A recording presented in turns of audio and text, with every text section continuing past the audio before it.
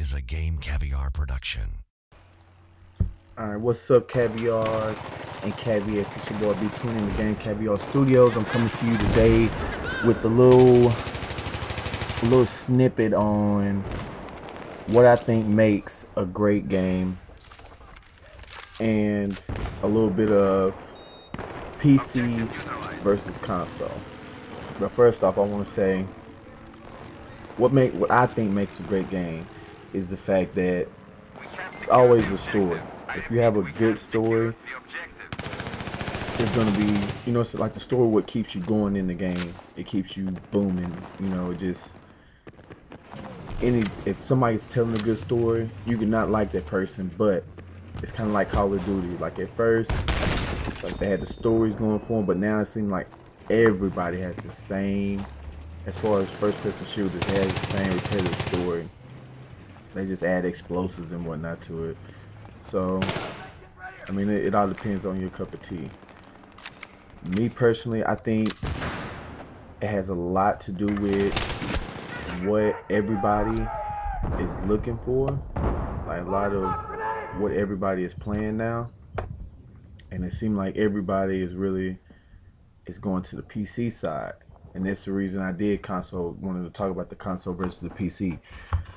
I was looking today and I just randomly created an account on steam.com, which it's like where you get most of the PC games from, and had like a lot of free to play. So I mean, even if you don't want to go out and buy a game, I mean, it had first person shooters, MMOs, just like a handful of different stuff, and it had like these mad sales going on. It was like you buy, like for $10 you get like 20 games, like the full game, and it was crazy. And it's making me think now, like, am I wasting all my money with the console whenever I buy a game? You know, it's like, am I wasting that money? Because some games, they come out, they drop mods and stuff for them, which is, if you don't know what a mod is, it's just like an add-on to the game. It's just something you as a player can create if you got the you know what I'm saying, the wit about it. I think that with the computer, as far as the computer, you know, you're gonna have to continuously update it because the way they make the games. I mean, you can't have no old. Basically, last year's computer is just not gonna work. Like Christmas, you're gonna have to constantly update that PC. From what I've seen, a lot of guys, they constantly update that PC. Maybe I'm wrong. I mean, I don't play on the PC. I haven't.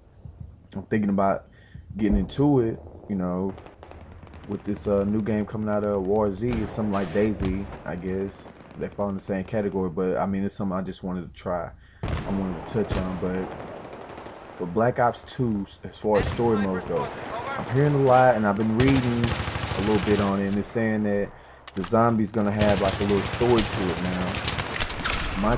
My thing is about that is, if it does have a story to it, is the story gonna be what's the word? Is it gonna be basically like the story modes in the regular games? Like, is it gonna be one track? Like, this is what's going on. Follow this guideline. Blah blah blah. Or, you know what I'm saying? Are you gonna have multiple endings? As in, whatever decision you make affects the outcome of the game. I mean, I know it's probably a lot to put into one game, but that's just what I'm thinking. It'd be pretty cool if they did have it. But I'm pretty sure everybody's gonna have it. Think wisely. That's what I'm gonna say. Like, really think wisely before you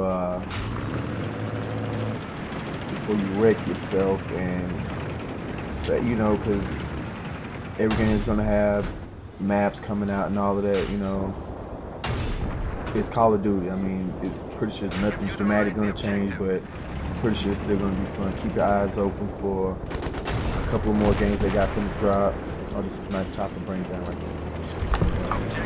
But just keep your eyes open for, you know what I'm saying, they got a lot coming out, you know what I'm saying, in the next couple of, probably like beginning of next year. I mean, these games right now, this life cycle is like 1 year. So think about it. Let me know what you guys think as far as stories and like what keeps you attracted to whatever game you're playing right now. You know what I'm saying? Is it the violence? It could be the violence, you know. What keeps you tuned in and make you want to constantly buy the game? Like, everybody hates Modern Warfare 3, but it's a lot of people that still play Modern Warfare 3, you know what I mean? So it's something that keeps them with it, even though they know it's gonna suck. There's plenty of people say it's gonna suck, but they still go out and buy it. So what keeps you coming back for more? You know what I'm saying? I'm Brian 20. I'm in the Game Caviar This has been Studios. a Game Caviar production. Like this video and subscribe.